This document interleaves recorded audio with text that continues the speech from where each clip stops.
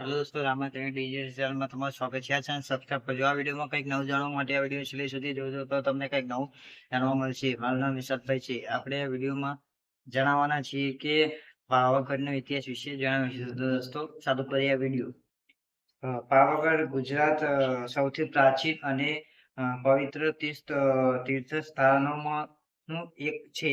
આ પર્વત સમુદ્ર સપાટીથી લગભગ 800 મીટર જેટલી ઊંચાઈ પર આવેલો છે. પાવાગઢનું નામ પાવા અગ્નિ અને ગઢ કિલ્લો કહેવા પરથી પડ્યું હોવાનું માનવામાં આવે છે. અહીં આવેલું મહાકાળી માતા મંદિર દેશભરના લાખો ભક્તો માટે આસ્થાનું મહત્વપૂર્ણ કેન્દ્ર છે.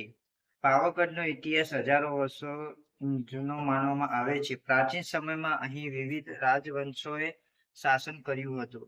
તે 15મી સદીમાં સુલતાન મહમૂદ બેગડા એ પાવાગઢના કિલ્લા પર વિજય મેળવી તેની તળેટીમાં ચંપાનેર શહેરને પોતાની રાજધાની તરીકે વિકસાવ્યું હતું.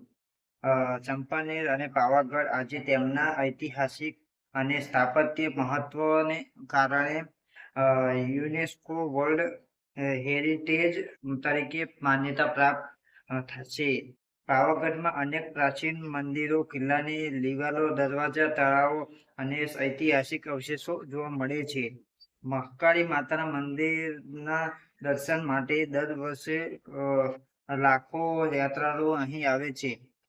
ભક્તો પગથિયા દ્વારા અથવા રોપવેની મદદથી મંદિર સુધી પહોંચે છે. પાવાગઢમાં અનેક પ્રાચીન મંદિરો, કિલ્લાની દિવાલો, દરવાજા, તળાવો અને ઐતિહાસિક અવશેષો જોવા મળે છે. મહાકાળી માતાના દર્શન માટે દર વર્ષે લાખો યાત્રાળુ આવે છે અને પૌરાણિક માન્યતા અનુસાર સતીનો જમણો પગનો અંગૂઠો અહીં પડ્યો હોવાથી પાવાગઢને શક્તિપીઠ તરીકે પૂજવામાં આવે છે. તેથી આ સ્થાન ધાર્મિક અને સાંસ્કૃતિક રીતે અત્યંત મહત્વનું ગણાય છે.